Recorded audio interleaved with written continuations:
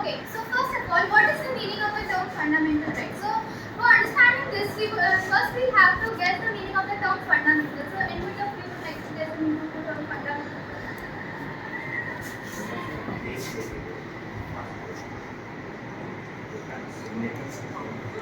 Okay, no. Fundamental right. उनको क्या question पूछा है? Okay, so I have Basic rights. yes, very good. So from here we can derive that the fundamental rights are the basic human rights that are mentioned in the Constitution of India, and it is guaranteed to all the Indian citizens. So it is guaranteed regardless of their caste, religion, race, and it is central. Certain examples of fundamental rights include a right to equality, right to freedom, and many more. We will be looking into it deeply. Okay, so what is the need of the fundamental rights? As we know that during the colonial rule, the condition of the justice was quite pitiable. So at that time, the nationalists wanted to ensure that there should be a set of written rights that would guard against the misuse of state power in independent India. So they framed the Indian Constitution which mentioned the fundamental rights for every citizen of India. It protects the citizens from the arbitrary and absolute exercise of power. Now, most of you must be confused in arbitrary. So now, any of you would like to guess the meaning of arbitrary? Okay, no problem. Arbitrary is something what you call mananapan in Hindi, where a decision is taken without any explanation or a reason is not given. So nationalists wanted that every decision should be taken and government have to give an explanation to the citizen, and if this is violated, so their fundamental right is violated. So it protects the citizens from the arbitrary and absolute means overall exercise of power. Now, the section on fundamental right is referred to as conscience. Okay, so before discussing the meaning, would anybody of you like to guess the meaning of the word conscience?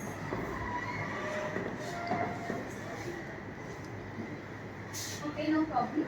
As you know that the fundamental right is an overview extract of our Indian Constitution. So often it is referred to as conscience of the Indian Constitution.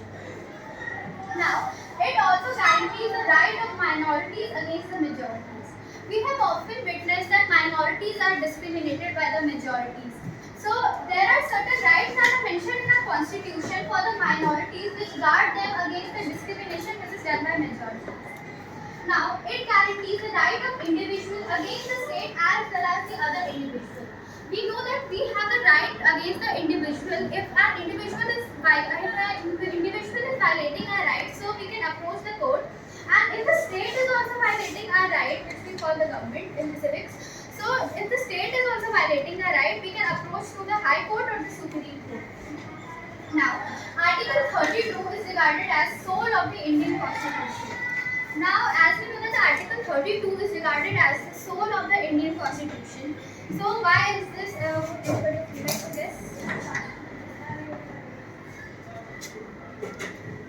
बोलो कोई approach करो ना, blank नहीं जाना चाहिए. You all are so smart boy, girls. Every question should have some answer. कुछ ना कुछ आंसर आना चाहिए. What is the question? खड़े होके बोलो. हाँ. उसके Why is the Article 32 regarded as soul of the Indian Constitution? Pranjali, तुम समझ पा रहे हो? ये क्लास की अटेंटिव स्टूडेंट है ना, सिंसियर, और ये अगर तुम्हारे क्वेश्चंस को एक बार में नहीं सुन पाए, तो दिस इज टू क्या, this is something concern to the communication. मैंने कितने आराम से बोला, धीरे धीरे ना, ये वाला एक बार कोशिश बोलने में ना. So, why is the Article 32 regarded as soul of the Indian? Yes, इस तरीके से बोलो.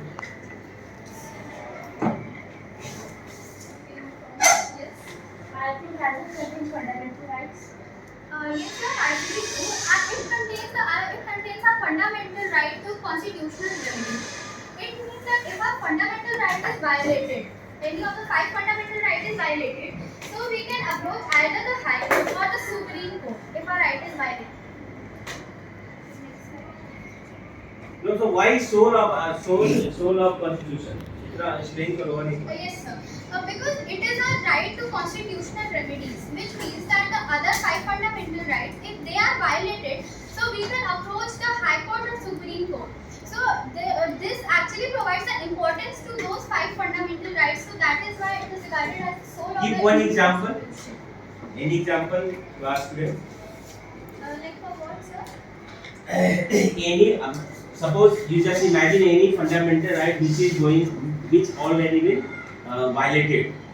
Now, how one could approach the court or Supreme Court Okay. or High Court? Okay. So I will discuss a story which we are already aware of. आपको याद होगा class 7 हम लोगों ने स्टोरी पढ़ी थी उसकी जो मजदूर समिति के हकीम शेख थे उन्हें इंजरी हो गई थी और उन्हें हॉस्पिटल में एडमिट करने से मना कर दिया गया था गवर्नमेंट हॉस्पिटल में. सो तभी तो at time he was having severe injury तो he got treatment in the private hospital.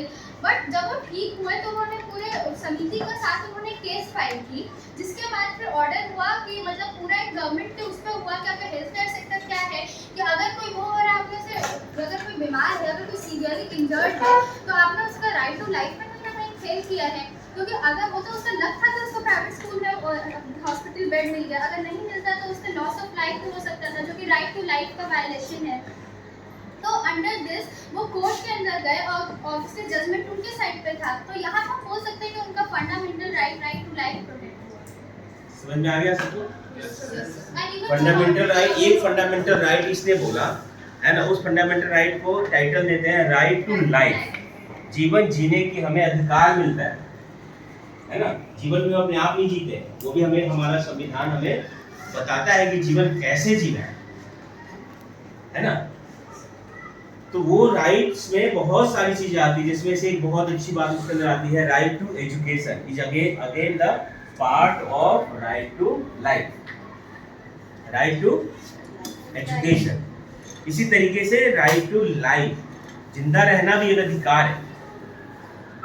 Right to health, right to food, ये सब जरूरी है ना.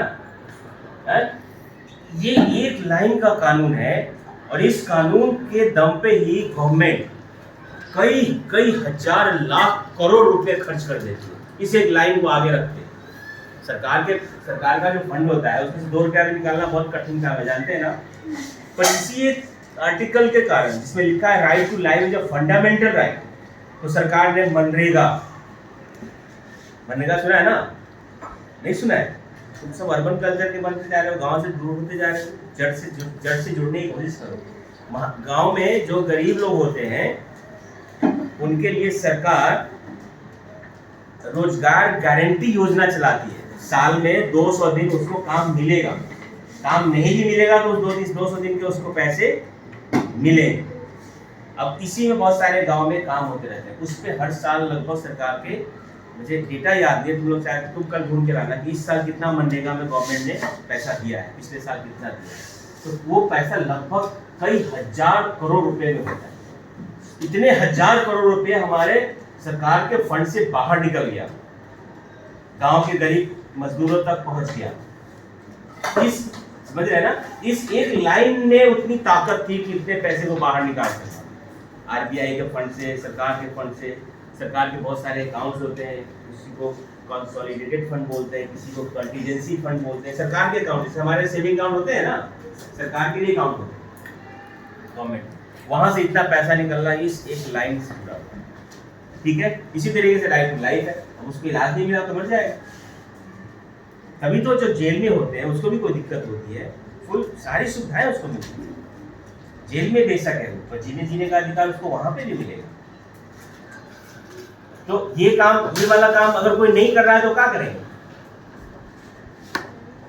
जैसे हॉस्पिटल वाला एग्जाम्पल बताया, तो हम इस वाले कानून के तहत, आजकल तो ज्यादा हो गया, एक क्लास में आगे पढ़ोगे आप, एक जो पोस्ट कार्ड होता है ना 30-40 1 रुपये वाला, उसमें भी अगर आप लिख के सुप्रीम कोर्ट भेज देते हैं ना, तो सुप्रीम कोर्ट उस लिखे हुए में भी एक्शन ले लेता है. इसको इतना इंपॉर्टेंस दिया गया इस फंडामेंटल राइट. और वो जो सुप्रीम कोर्ट जो जजमेंट देगी ना, सुओ मोटो कहलाता है, अपने आप से ही ना उसने ये एक्शन लिया. तो वो पूरे हिंदुस्तान के लिए, कॉन्स्टिट्यूशन के लिए कानून बन जाएगा. एक साथ वो चीज 150 करोड़ लोगों पे लागू हो जाएगी. फंडामेंटल क्यों इसको डॉक्टर अंबेडकर ने बोला था ना, ये is the soul of constitution. ये जो हम कुछ कर पा रहे हैं, जो अधिकार ले पा रहे हैं, किस कारण से? उसी आर्टिकल 32 के कारण, जिसका आर्टिकल का ही नाम है कॉन्स्टिट्यूशनल रेमेडीज। रेमेडीज क्या होता है? बीमारी होता है तो रेमेडी निकालते हैं, उपचार करते हैं। तो कॉन्स्टिट्यूशन में कोई कमी आ गई, कोई बीमारी आ गई, है ना, तो उसको ठीक करने वाला जो आर्टिकल है, समझ लो पैरासिटामोल है, वो दवाई है, लाइफ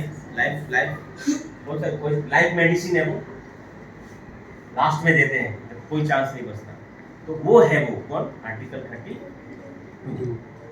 क्या है वो?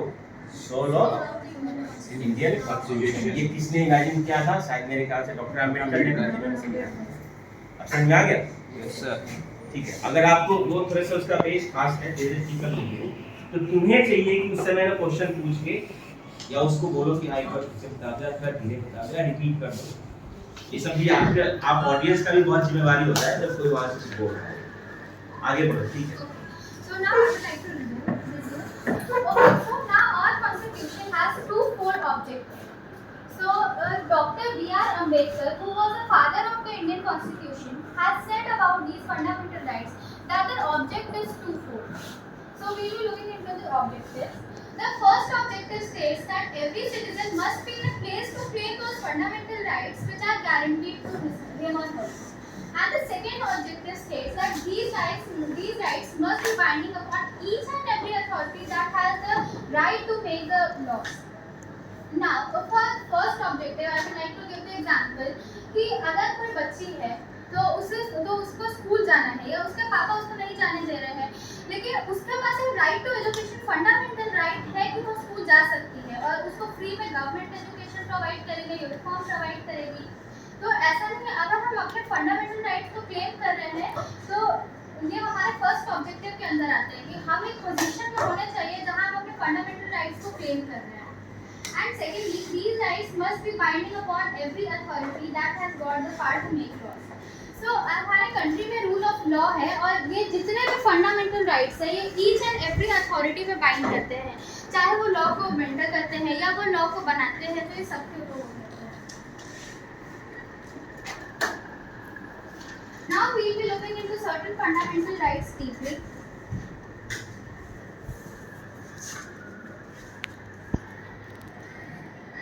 Right to equality.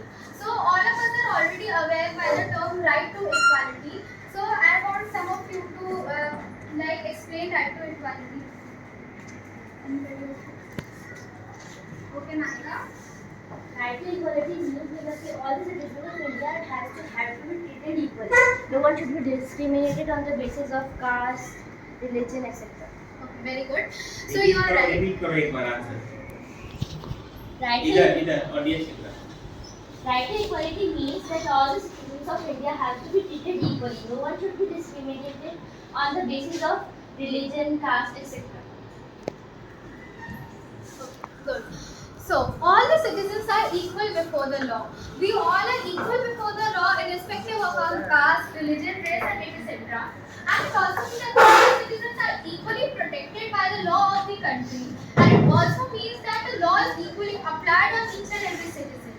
It is applied irrespective of the caste, race, religion, and it protects everybody equally, and it is applied on each and every citizen of India equally. Now, it also states that nobody can be discriminated on the basis of caste, gender, and etc. So we saw this.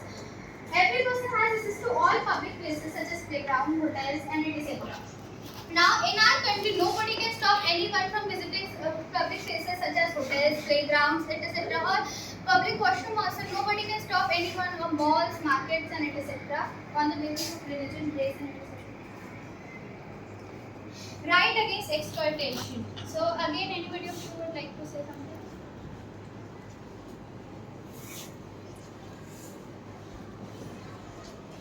इसको हिंदी में बता दो, क्या पता समझ में आए। अच्छा, कोई राइट टू एक्सप्लॉइटेशन के बारे में बोलना चाहे? एक्सप्लॉइटेशन का मतलब शोषण करना, शोषण करना, है ना। गांव में देखते हैं ना, बड़े जो ऊंचे धनाढ़ लोग होते हैं, जमींदार होते हैं या अपर कास्ट के होते हैं, वो गरीब लोग या लोअर कास्ट के साथ कुछ ऐसे ना उनके साथ बिहेव करते हैं जो एक्सप्लॉइटेशन के दायरे में आता है। उस पॉइंट ऑफ व्यू से बताओ। है कोई ऐसा एग्जांपल जो आप जानते हो? हाँ, फोर्स लेबर और चाइल्ड लेबर. हाँ, good. Like, as we know that according to our constitution, laboring of children who are under 14 years of age is not allowed. And under this right, Monica, would you like to say something? Again, under the right against exploitation, the constitution prohibits human trafficking, forced labor, and employment of children under 14 years of age. सुनो, एक back करो उसके एक बार, और एक बार जरा इसे पूछो ह्यूमन ट्रैफिकिंग क्या होता है? तुमने पढ़ा तो दिया है. कितने लोग जानते हैं इस वर्ड को? Human trafficking. ह्यूमन ट्रैफिकिंग कितने लोग जानते हैं? हाथ ऊपर करो. 1 2 2. हमारे पास 2 3 ऐसे हाथ उठे हैं जो इस टर्म को जानते हैं, है ना? 3 4 हो गया मान लेंगे. तुम्हारे लिए क्या सजेशन है? तुम्हारे लिए सजेशन ये है कि जब हम कुछ बोलते हैं, बल्कि सबके लिए, मैं इसको एड्रेस करके सभी को वो स्किल के लिए ना ओरिएंट कर रहा हूँ कि जब हम बोले तो साथ साथ ये हमारी ही जिम्मेदारी होनी चाहिए कि हम ये एस्टिमेट करके चलें कि इस वर्ड को कितने लोग समझ रहे होंगे. How many would have been understanding the word human trafficking, है ना? और फिर उसी के अकॉर्डिंग तुम्हें उस जगह पे स्ट्राइक देना है, या तो पूछ के या फिर बता.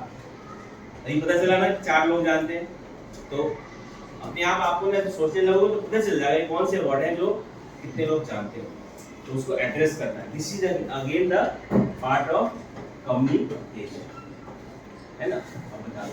Okay, Arda? जब किसी इंसान को किडनैप करके उसका इंपोर्ट और एक्सपोर्ट किया जाता है. हाँ, एक्चुअली अब अगर किसी इंसान के मर्जी के खिलाफ अगर उसको किडनैप करके किसी कंट्री में या विद इन द कंट्री भी अगर एक्सपोर्ट या इंपोर्ट किया जा रहा है तो उसे हम ह्यूमन ट्रैफिकिंग बोलते हैं. ज्यादातर ये इसने तो अपने शब्दों में बता दिया, ज्यादातर ह्यूमन ट्रैफिकिंग का जो काम है ना वो बच्चों के लिए इस्तेमाल होता है. हाँ. Also, I would like to give another example, that is child marriage.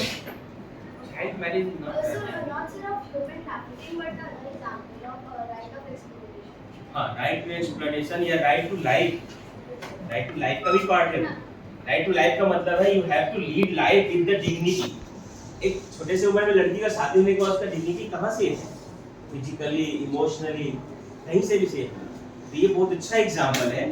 You also right, है ना? Right what the example of right against exploitation. Child marriage may be the one good और innovative example.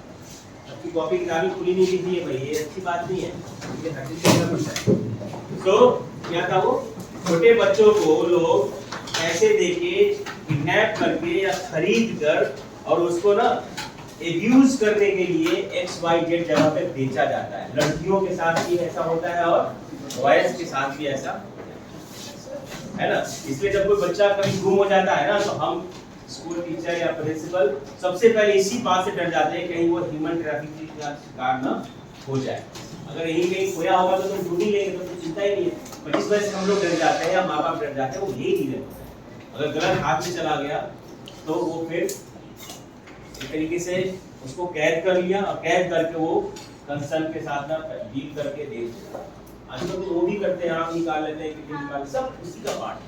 And I would like to add, वो किस्सा ये railway station पे भी बहुत होता है कि ट्रेन में जैसे अगर बच्चे अकेले सो रहे हैं तो रात में आते हैं बच्चों को लेकर के जाते हैं. ये हाँ, ये कहीं भी हो सकता है. पूरा रैकेट है. रैकेट का मतलब कि जो पूरा एक crime situation, crime scene, crime करने का जो पूरा प्रोसेस है, बड़े-बड़े लोग भी इसमें इन्वॉल्व होते हैं. कई बार बहुत बड़े-बड़े लोग, बिजनेसमैन, पॉलिटिशियन, ऐसे लोग भी मिलते हैं. Okay, so the हाँ, बोलो, कुछ कह रहा है, बोलो. सर ये ऑर्गन बेचते हैं या फिर ये पूरी बॉडी बेचते हैं? ऑर्गन बेचते हैं, बॉडी बेचते हैं, उसके साथ एब्यूज करते हैं, सेक्सुअल एब्यूज करते हैं, कुछ भी हो सकता है. ये सारे पार्ट ह्यूमन ट्रैफिकिंग में है. हाँ, सब ह्यूमन ट्रैफिकिंग का ही हिस्सा है. अब जैसे इसमें मैं एक और चीज ऐड करना चाहूँगी, जैसे हॉस्पिटल में है किसी को किडनी की जरूरत है तो अब जो जनरली जो केस होता है कि बहुत जल्दी डोनर नहीं मिलते हैं तो लोग ब्लैक मार्केट का भी सहारा रहता है. तो ब्लैक मार्केट इन्हीं सब रैकेट से आता है कि अगर किसी बच्चे का किडनी, और बच्चे का इसलिए भी ज़्यादा होता है क्योंकि हमें पता है कि बच्चे का किडनी अब ऑब्वियसली एक यंग में जिसका एज 25 है या 30 है, इन सब तो ऑब्वियसली एक बच्चे का लंग्स, किडनी, हार्ट वगैरह ज़्यादा हेल्दी रहेगा, तो जनरली बच्चे इसमें ज़्यादा टारगेट होते हैं। अच्छा हाँ, so now I would be explaining the right to freedom. Our right to freedom includes our right to freedom of speech and expression. Now this means that we can speak about what we are not feeling is relevant according to the Indian Constitution, and we can express our feeling about that. Now the right to form association. We can form the association for this. We can form the associations also for the same. Like some people open the NGOs, which they are feeling is a social issue about it. The right to move freely or reside in any part of the country. Now, each and every Indian citizen considers the right to reside in any part of the country, whether it's the state capital, whether it's the national capital, or any city. Okay, so now I would like to conclude by Satyamev Jayate, which is taken from the Mundaka Upanishads, and it means truth always wins. So thank you and have a nice day, and if anybody of you have any doubt, you can ask, and I'll be asking you questions so my students. Any doubt?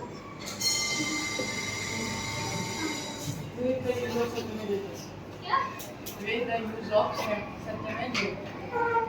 No, Satyamev, it's a slogan. क्या पूछा है, फिर से बोलो, हमने सुना नहीं। So there is the use of Satyamev. सत्यमेव जयते का यूज, सत्यमेव जयते ना हमारे इंडियन कल्चर का एक बहुत ही मीनिंगफुल हेरिटेज है, वो कल्चर हेरिटेज, इंडियन वैल्यूज का पार्ट है। सत्यमेव जयते, हिंदुस्तान उस जगह का नाम है जहाँ पे कुछ भी हो अंत में सत्य की ही विजय होती है, चाहे रामायण देखो या महाभारत देखो, है ना। तो इस तरीके से हम हिंदुस्तानियों में ये जो मुंडका उपनिषद है उसके अंदर मतलब कितने साल पुरानी की बात है, 6th सेंचुरी BC के आसपास में ये सब लिखा गया था। तब से हमारा समाज, हिंदुस्तान का समाज और कल्चर इस बड़े आइडियल के साथ जी रहा है, सत्य की विजय होती है। इसका मतलब है कि आपको सत्य के रास्ते पे ही चलना चाहिए। सबसे बड़े एग्जाम्पल इसके एक मैं बताता हूँ, 2-3 आप बता देना। सबसे बड़ा एग्जाम्पल मैं बता दूँ, सबसे आसान, सबसे मुश्किल वाला बता देता हूँ मैं। सत्यमेव जयते के रास्ते पे चलने वाला एक सबसे अच्छे बड़े व्यक्ति का नाम बताता हूँ, वो है भगवान Buddha. Now come to the second example from your side.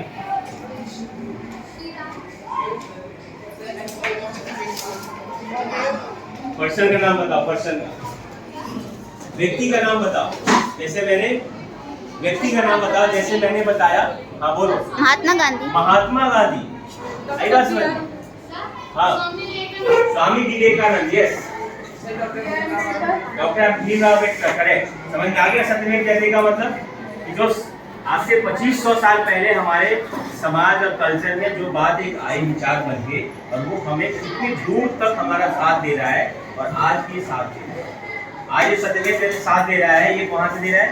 Through constitution, through constitution the end the value is being established. सत्य की विजय होगी। सत्य का मतलब मैं बीमार था, मैं मर रहा था, मेरा इलाज नहीं हुआ, तो ये असत्य है। मैं बीमार हुआ,